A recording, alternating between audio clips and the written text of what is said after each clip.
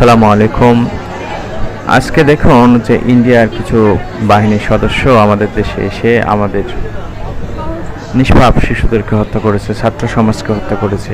আজ ছাত্র সমাজ যদি পরাজিত হতো তাহলে এই দেশটা আসলে যে ভারতের হয়ে যাচ্ছিল সেটা মানুষ কিন্তু বলতো, আর সেটাই হচ্ছিল।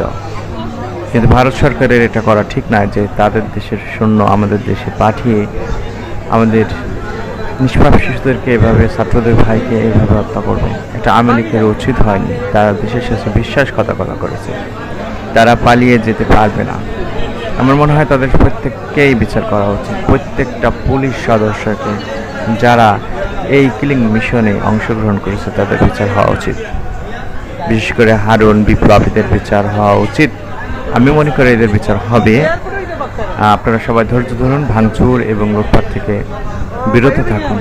সবাই ভালো থাকবেন, সুস্থ থাকবেন এবং এই অন্যায়ের প্রতিবাদ করতে থাকবেন, এবং যে কোনো অফিস অন্যায় হলে সেটা প্রতিবাদ করতে থাকবেন। আসসালামু আলাইকুম ওয়া রাহমাতুল্লাহি ওয়া বারাকাতুহু।